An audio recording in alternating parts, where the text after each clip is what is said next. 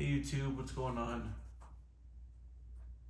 So I'm gonna get the personal stuff out of the way, and then I'm gonna try to distract myself a little bit and let you guys in on some pretty cool news that I've been wanting to share with you. Some of you guys know this news already, but now it's, everybody that's subscribed to me has the chance to learn about it. So I'm gonna get kind of the heavy, sad stuff out of the way first.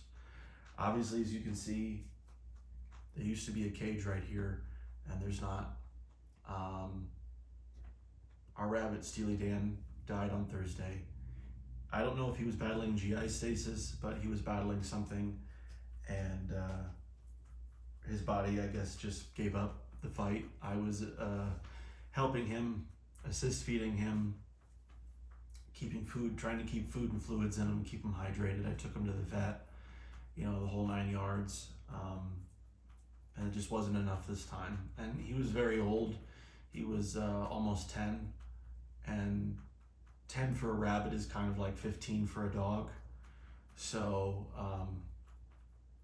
it's really heavy on Nick and I, because Steely was our first rabbit. He was the very first, not only rabbit, but he was the first pet that Nick and I got as a couple. When we were still engaged and we were living in Chicago, and I have been taking care of him since I was 24 years old. Obviously I'm 34 now, I'll be 35 in December. So I spent a great chunk in the kind of the last part of my real youth with him, and he taught me a lot of things, and he's the reason why these four are sitting in this room right now.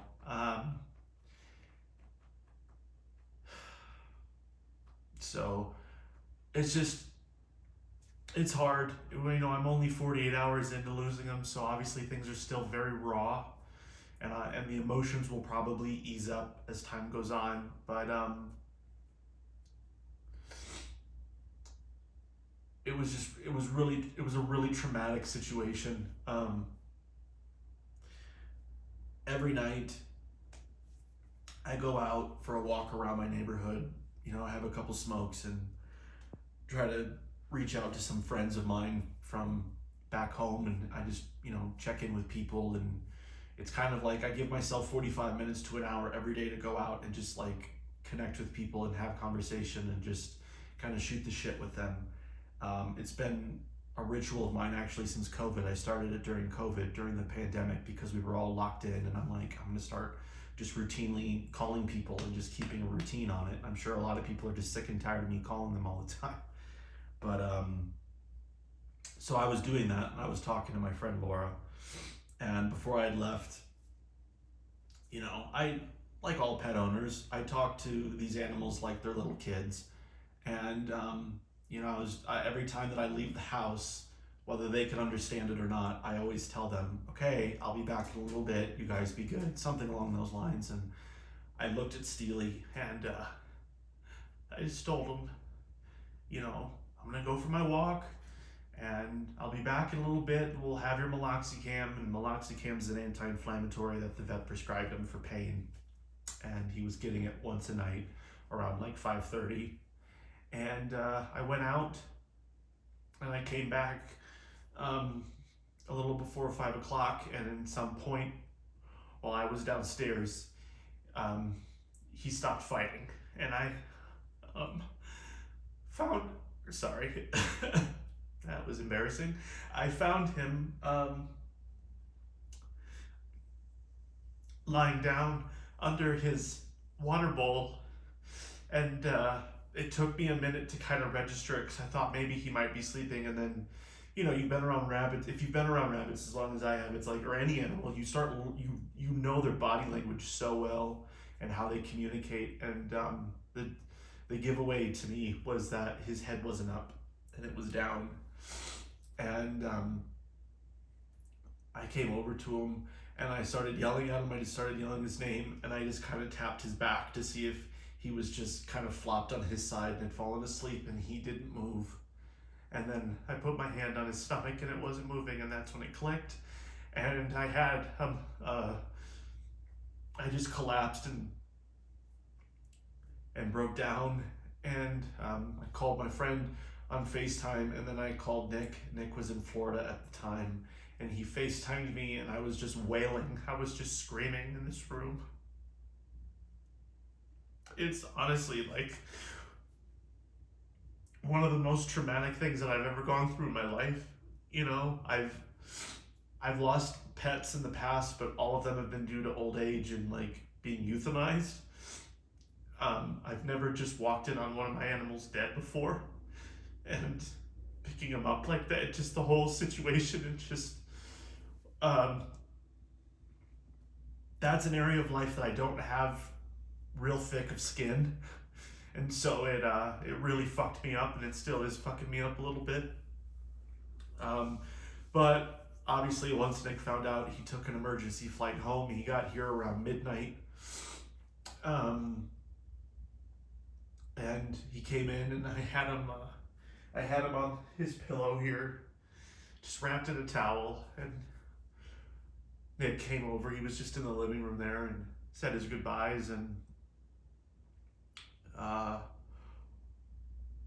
once we were ready, we took him over to a vet, that hospital that's just up the street from us, and we're getting him cremated. So he's gonna come back to us in about a week, um, and they're gonna do a lot of other like commemorative things. I heard that they're looking like put his paw print in clay and his ear, and um, he's just gonna be in this nice little blue urn that I picked out for him. But I've lost two dogs in my life. I obviously, those of you that have been following me long enough, Nick and I had to put Dallas, our rabbit, Lilu Dallas, down back in 2022 because of an infection that she got from being spayed incorrectly. It's not to undermine my other animals that have gone, but Steely is hitting me the hardest out of any of them, and it just feels like I'm in this traumatic fog that I can't get myself out of. And I'm sorry if all of this is too personal, but I felt like, I just dumped a memorial video on you guys, and I'm like, maybe some of them might want to know, like, what happened and how is Michael and Nick doing or whatever. Well, this is how we're doing. Nick's trying to distract himself today, and he's skiing with some friends, and I stayed home, and I'm just doing a lot of micro things around the house to keep me busy. I'm cleaning and making sure the other bunnies get some playtime, and I had some lunch, and I'm working on what I'm about to show you. I'm just fucking around with that, and I'm trying to keep myself busy, but it's hard. It's really fucking hard because I spent almost 10 years of my life with him. I'd known him since he was 3 months old. I kind of rescued him from a really fucked up situation because he was a pet store animal. He's the only pet store animal I've ever gotten. All these other bunnies have been rescues or rehomes. And Steely was the runt of his litter. Nobody wanted him. I saw a couple people at that pet store when we got him that year abusing him. And, he jumped into my lap when I met him the first time, and he was just a little tiny baby. That first shot of him in the video I just made was the day we brought him home, and he was 3 months old there. And he's been in every apartment, every home that Nick and I have had except for one. He's been on the north side of Chicago. He's been in downtown Chicago. He's been in Lakewood, Colorado. He's been in Denver. He and Honey are the two rabbits we've had the longest, and Honey we got, I believe, 2 years after Steely, but she's actually 3 months older than him. So Honey, I can tell more than anybody. Honey, she has moments where she's perky. It's like she's almost embodying the wave of emotion that I'm going through, where I'll see her like spunky in her cage, and then she was out doing zoomies in my living room. And then, when I was setting up the shot that I did earlier today, for the end of that little memorial video, she just ran in and she like looked at the camera and she looked at the pillow, and it's amazing how intelligent these little guys actually are, because obviously she's been around me since I was 26, so she understands, I think, to like a rudimentary understanding of like, oh, okay, so if dad's got this out, he wants me to look at it, right?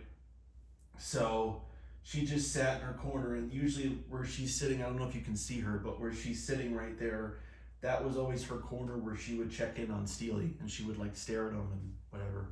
But yeah, it's just, sorry to be a mess. It's just tough, and I think, I'm sure there's a few of you that have gone through what I'm going through right now, and I know time will make it easy, and I try to distract myself and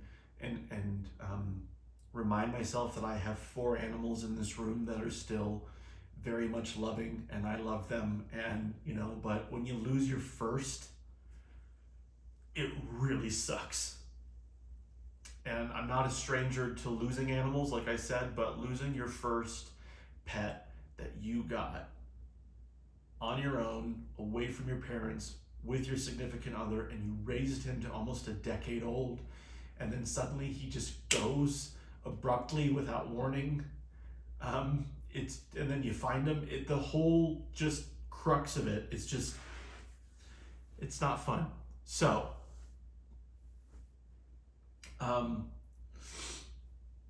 that's all the sad stuff. Sad stuff's out of the way. But if you guys could just light a candle for Steely, I'd really appreciate that today. Or whenever you watch this video, if you're watching it for the first time, just light a candle for Steely. If you're religious, I'm not religious, but if you're religious, say a prayer for him. It's just hard. It's really fucking hard, because I loved that little guy a lot, and he loved me. We had a very, more than the other bunnies, Steely and I had a very special, unique bond with each other. And Nick has a very special bond with Honeybun. Sometimes rabbits do pick favorite humans like that. They can bond with one of you, and then they have a special relationship. It's not that they don't like the other human being, but that one that they bond with, it's this special connection, kind of like they're bonding with another rabbit to a certain degree. So that's it. That's Steely. I spent 12 minutes talking to you about Steely. He's resting easy now. He's not in pain anymore. I miss him and I love him. And let's get on to the fun things, okay? Might take me a minute to recompose myself, but I'm going to reroute my brain into all the fun things and get myself distracted off of this. So, first and foremost, before I say anything about what I want to share with you, I still have the Vericam. The Vericam is sitting over there. I'll move the camera later. I want to unveil something first, but I'll prove to you that the Vericam is still sitting over there. I ended up returning the Panasonic S1H, and I took that money and I took a little bit of the money from my job, and I bought an Alexa. So I might have made a vlog. Honestly, I'm in a fog, but I might have made a vlog letting you guys know that that's what I was doing. I don't remember. I did go live, and a couple of you guys were on the live, and that's when I was telling you guys. I think that's actually what it was, because I didn't make a vlog about this. I'm sorry. I had a very traumatic last week. A lot of stress. So just excuse my jello brain at the moment. But yes, I bought an Alexa. I bought an Area Alexa Plus. I bought my fucking dream camera, and I still have the Vericam. So now that this is sitting here, I can pull it up, and you can see right there, there's a Vericam without a lens on it. So I still have the Vericam. Vericam's still here. But yeah, I'm manifested the shit out of this. I worked my ass off, and I saw an opportunity to make it happen, and I made it happen. And I'm really, really proud of it. And I apologize if I get emotional again for a minute, but considering the events that have just occurred. Um, I was having a hard time figuring out a name for this guy, so given that Steely was gray, the Alexa's gray, I'm gonna name him Steely after my bunny, and I'm gonna eventually put a little picture of his face right here, so that he's always with me when I'm making stuff with this thing. So, the Alexa Plus. Obviously, this camera's color science and dynamic range and skin tones are what everybody, what every camera manufacturer is trying to get to. This camera's the gold standard in a lot of technical facets. It's one of the best, if not the best, engineered cinema camera, just in terms of build and durability, and I mean, it's an amazing camera. It maxes out at 2K resolution. My camera came with just the high speed license, so I can do 1080. I don't know what the max frame rate actually is. It might be 120 frames. I don't know. But it shoots 2K in ProRes 4x4 from 1 to 60, which is pretty cool. But yeah, I mean, it's kind of amazing that this thing's sitting here. I would be more excited, but like, I feel like I was giving off more excitement when I got the Vericam in December in that vlog. But given my week, I think you can understand why I'm not fully in that state. But it's there. Trust me, it's there. It's there and then some, because this is my all-time dream camera. I feel like, at this point, if I'm not making good work, it's not the camera's faults. It's mine. And I've always said that cameras are just tools. The camera's only as good as the lens that you put in front of it and the operator that you put behind it. But I'm really, really humbled to have this thing. I worked really hard for it, and I'm really excited to start making some stuff with you. And I can share with you that the last shot in Steely's memorial video that features Honeybun, I shot on this. It was actually the very first thing that I shot with it, which was kind of poetic, given that I'm naming it after Steely, and the first thing that I did with it was that little kind of pull away shot of where his cage used to be, and then her kind of having her moment. So what else? It shoots on good old Sony S/S cards, which is pretty cool. Given that it's 2K in ProRes, if you have an Apple Silicon computer like I do, regardless if it's M1, M4, M whatever the fuck, these files are gonna just fly, whether you're in Final Cut or DaVinci. And I don't know how the hell they did it, but this thing has more spatial resolution to my eye than the Vericam does.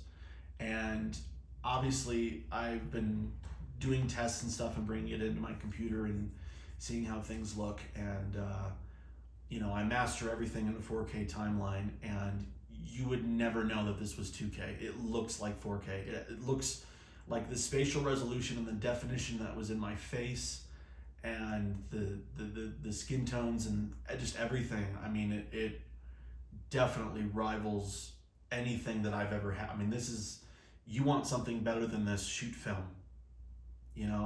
The whole Alexa line, whether it's the classic line with the EV or the Plus models or the XTs or whatever, or even the new 4K versions or whatever, it's like Aeroflex hands down makes the best cinema cameras on the market, period. And I'm really, really excited to start shooting with this thing. And I feel like, there's a lot of people that once you get to a certain place, technically you feel like you've arrived as an artist. And I can tell you that having this camera, I feel like in a certain way I've arrived. And now it's like, I have the best tool set known to man sitting next to me right here. So that now that I have like all the technical limitations like out of the way, the only thing that I have now is to be able to just improve upon myself. So that really, really excites the hell out of me. And I'm not thinking like, well, this camera's not giving me enough in the shadows, it's not giving me enough in the highlights, and and you can make up those excuses here and there, like whatever, but like, especially when you get behind an Alexa, you realize very quickly that like this camera is going to literally give you everything, and you need to figure out how to use it. Like, you need to figure out how to get it, you know, which is, it's a fun challenge for me, because now it's like I'm literally working with digital film. I'm working with the gold standard of Hollywood. I'm working with, the most used camera in the narrative filmmaking space in the digital sense. Um, so yeah, I mean, if one of my buddies said it best, because he knows that I like watches. He said, if an Alexa was a watch, it would be a Rolex, and I 100,000% agree with that. Both in terms of build and the craftsmanship of it, and the hard work that went into like just making this thing, but also the image that it gives and the tool set that it gives, for you to do what you want with it. The other cool thing, is that on the back here, there are two record out SDIs that actually spit out RAW. So if I were to get a recorder that has Airy RAW on it, I believe I could turn this into a RAW machine, which is pretty cool. And that taps out, I think, at like 2.8K. So maybe down the road. I'm not really worried about that. ProRes 12-bit 4x4 is in 2K. Honest to God, it looks like 4K to me. And I don't know if I'll get around to it this weekend, but at some point I will do a test to kind of show you guys, at least from like the perspective of the internet. Obviously YouTube compresses stuff, but kind of show you the difference in just quality all around between the Alexa and the VariCam, both with the Alexa shooting in 2K ProRes, like literally the same codec as the Alexa, and then comparing the Alexa's, maxed out resolution 2K and a codec with the 4K and the VariCam. So yeah, Alexa, VariCam, and the S1H is gone. So I do still plan on getting some inexpensive little camera to run around with. I just saw an opening to get my dream camera, and so I sacrificed the portability of the S1H and went for it, because I'm like, if I miss this window, I don't know when I'm going to get another window again. And I took it, and I'm really happy that I did. But I just, given this situation with Steely, I haven't been in the mindset to really fully embrace the Alexa and really just take in that I've accomplished this for myself, because I'm, well, at first I was trying to save my rabbit's life, and now I'm grieving my rabbit's life. So it's been a lot. But the good thing is, this next week, Nick and I are going up to Telluride, Colorado for his birthday, and I am bringing the Alexa with me. I heard it's actually going to be pretty cold up there, like 22 degrees during the day. So, Nick's obviously going to go skiing. I don't ski, so I'm going to take the Alexa and just get some shots of Telluride in Mountain Village, Colorado, while he's skiing with the Alexa, which is just like, to me, that's just like heaven, like literal heaven. Like, you give me an Alexa and you put me in Telluride, like holy shit. So I'm really, really excited for that, and I'm going to try to use it as a big distraction of like he and I getting out of Denver, going on vacation, spending some quality time, because like we don't see each other that much because he's on the road all the time and I'm working and stuff. And so like this next week, I'm really, really just like excited to spend time with my husband and be able to shoot some stuff. And then the following week, I'll be able to come back here and make some art pieces and share the footage with you guys, and you can see how beautiful Telluride is on an Alexa. So that's something really good that I'm looking forward to. But that's all I got. So Alexa, VariCam, Steely, and yeah. So the two best things that I can give you at the end of this one is make sure you appreciate every day and be kind to everybody around you. And if any of you have any pets of any kind, just go and hug them for me right now. So that's it. You guys have a good rest of your weekend, and I'll talk to you soon.